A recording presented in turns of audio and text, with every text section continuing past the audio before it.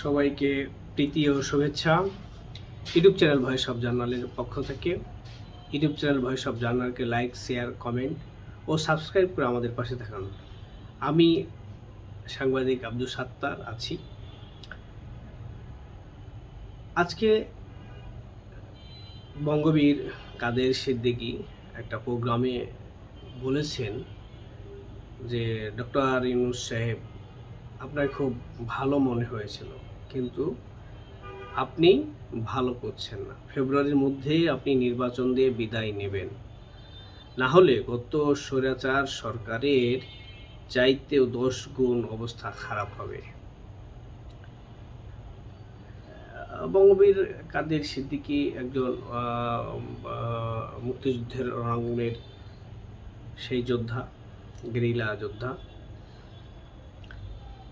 তো আবার উনি বলেছেন বক্তব্যের আর এক অংশে, এগুলো মিডিয়াতে এসেছে, পত্রপত্রিকায় এসেছে, অনলাইন মিডিয়া, যে মুক্তিযোদ্ধাদেরকে গলায় আপনি যেভাবে জুতার মালা পরাইছেন, আমি তাদেরকে ফুলের মালা পরাই দেব।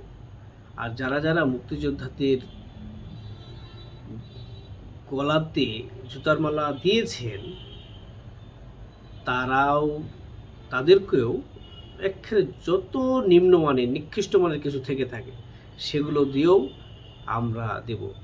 এদেশের লক্ষ লক্ষ মুক্তিযুদ্ধের চেতনা মানুষ, মুক্তিযোদ্ধারা তাদের প্রতিশোধ নেবে।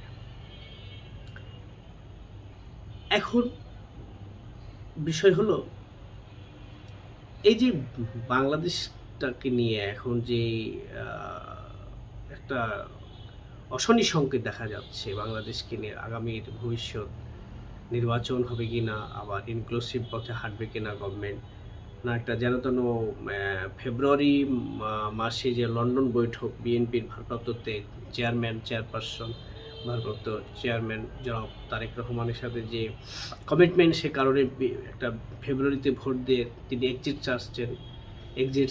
চাচ্ছেন। তো এখন আসলে এটা রক্ষা হবে কিনা এবং ভোট অনুষ্ঠিত হবে কিনা, এটা একটা দেখার বিষয়। আবার এদিকে এক প্রোগ্রামে আপনার এই জাতীয় নাগরিক পার্টির মুখ্য সমন্বয়ক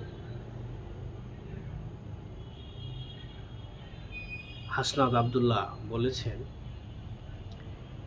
যে লন্ডন জনাব মাননীয় প্রধান উপদেষ্টা, আপনি তো লন্ডন বৈঠকে দেশটাকে বেছে দিয়েছেন। তো যাই হোক, আপনি এখন কি করবেন আপনার বিষয়। তবে আমরা এই ৭২-এর সংবিধান চাই না। আমরা চাই যে একটা ফ্যাসিবাদ মুক্ত দেশ হোক, সংস্কার হোক। আগে জুলাই গণঅভ্যুত্থানে নিহতদের বিচার, সংস্কার কার্যকর, তারপরে আমরা ভোট দাবি করছি।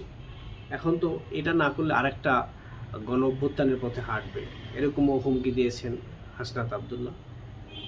যা হোক, কার হুমকিতে কাজ হয় এটাই এখন দেখার বিষয়। আমরা সাংবাদিক হিসেবে দেখব, বা রাজনৈতিক বিশ্লেষক হিসেবে যারা আছেন দেশের, তারা বিবেচনা করছে, পর্যবেক্ষণ করছে।